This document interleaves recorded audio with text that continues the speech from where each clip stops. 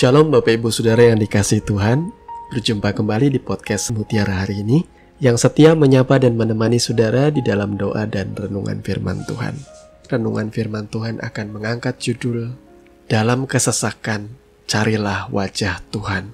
Nas firman Tuhan terambil dari 2 Tawarikh pasal yang ke-20 ayat 1 sampai dengan ayat yang ke-4. Demikian firman Tuhan. Setelah itu Bani Moab dan Bani Amon datang berperang melawan Yosafat bersama-sama sepasukan orang Meunim. Datanglah orang memberitahukan Yosafat, suatu laskar yang besar datang dari seberang laut Asin, dari Edom, menyerang tuanku. Sekarang mereka di Hazezon Tamar, yakni En-Gedi.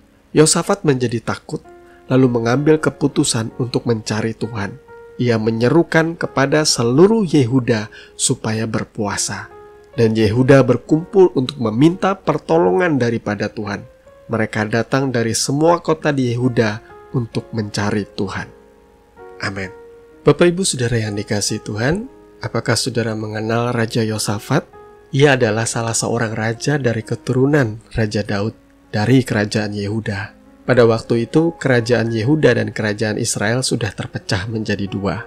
Sementara raja dan kerajaan Israel sudah sepenuhnya berbalik daripada Tuhan, meninggalkan Tuhan dan mengikuti ilah-ilah dari bangsa Kanaan. Kerajaan Yehuda di bawah pemerintahan Raja Yosafat membulatkan hati untuk mengikuti Tuhan dengan sepenuh hatinya.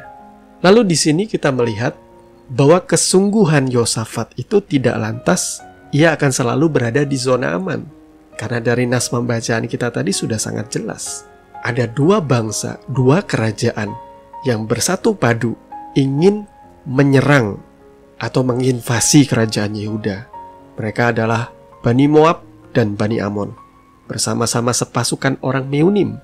Ketika orang-orang datang memberitahukan Yosafat bahwa ada suatu laskar yang besar datang dari seberang laut Asin, dari Edom, dengan tujuan untuk menyerang kerajaan Yehuda, Yosafat menunjukkan respon yang sangat wajar. Ia menjadi takut.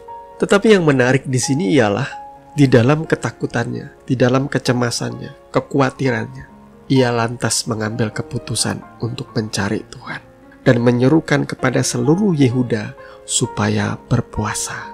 Kerajaan Yehuda dan seluruh rakyatnya bersatu padu, berkumpul untuk meminta pertolongan kepada Tuhan. Mereka datang ke kota Yehuda untuk mencari Tuhan dengan sungguh-sungguh.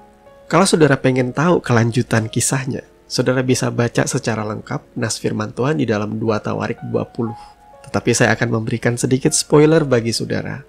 Tuhan menjawab seruan dari kerajaan Yehuda. Bagaimana kemudian Tuhan berbicara melalui salah satu nabinya untuk menguatkan bangsa itu agar tetap berharap dan percaya kepada Tuhan. Tuhan bahkan berjanji, kamu akan memenangkan pertempuran ini tanpa perlu capek-capek berperang. Ketika bangsa-bangsa lain itu bersatu padu, bekerja sama untuk menyerang kerajaan Yehuda, Tuhan membuat suatu penghadangan terhadap Bani Amon dan Bani Moab dan orang-orang dari pegunungan Seir, sehingga mereka terpukul kalah. Yang uniknya di sini ialah Tuhan Allah sendiri yang membuat bangsa-bangsa yang tadinya bersatu padu, tiba-tiba mereka saling bertempur satu sama lain. Entah bagaimana caranya, Tuhan membuat mereka tercerai-berai dan saling membunuh satu dengan yang lain. Yosafat dan seluruh kerajaan Yehuda tidak perlu capek-capek bertempur. Yang dicatat di dalam kisah ini ialah mereka hanya mempersiapkan para pemuji untuk memuliakan Tuhan. Mereka bertempur dengan puji-pujian. Ketika orang-orang Yehuda tiba di tempat peninjauan di padang gurun, tempat pertempuran itu berlangsung, mereka menengok ke tempat laskar itu. Mereka melihat tampak semuanya telah menjadi bangkai berhantaran di tanah. Tidak ada yang terluput, saudaraku. Lalu Raja Yosafat menyuruh orang-orangnya turun dan menjarah barang-barang mereka. Mereka menemukan banyak ternak, harta milik, pakaian, dan barang-barang berharga. Mereka bahkan membutuhkan 3 hari lamanya untuk menjarah barang-barang itu, karena begitu banyaknya. Dan pada hari keempat mereka berkumpul di lembah pujian.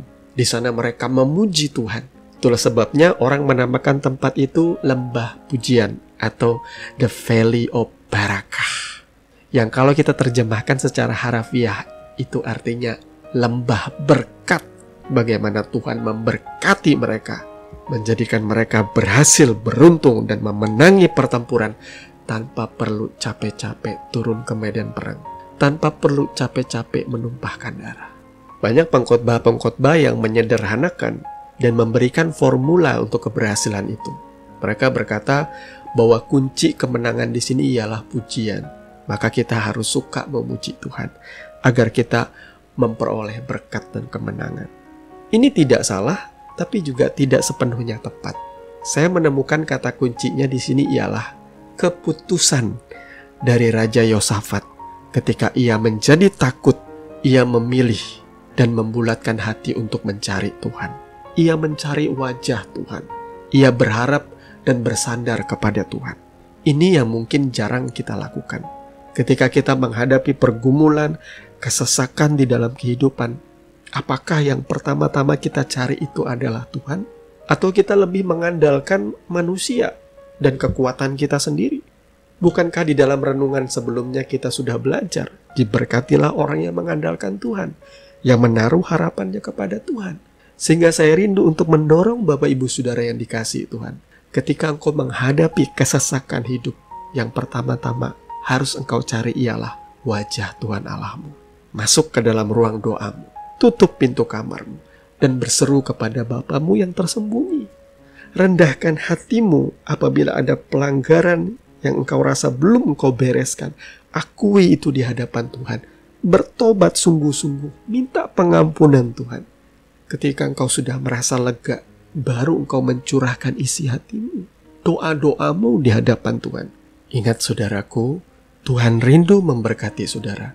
Tuhan rindu memulihkan kehidupan saudara. Tetapi yang pertama-tama harus saudara lakukan, bulatkan hatimu untuk terlebih dahulu mencari wajah Tuhan dengan segenap hati. Tuhan memberkati firman-Nya. Mari kita berdoa.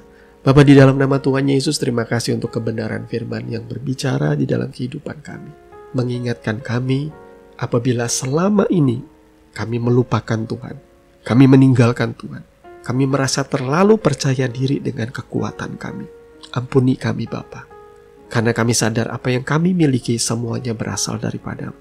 Engkaulah yang menjadikan segala apa yang kami kerjakan berhasil dan beruntung.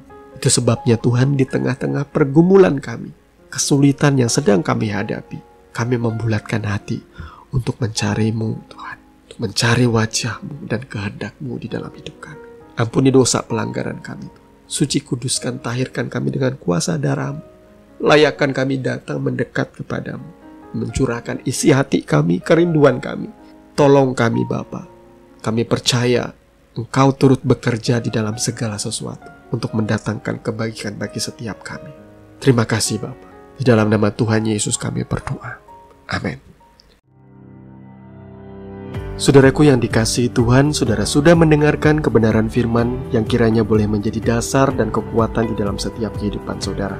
Sampai bertemu lagi di podcast Renungan Firman Mutiara hari ini yang berikutnya. Kasih karunia menyertai saudara sekalian. Shalom.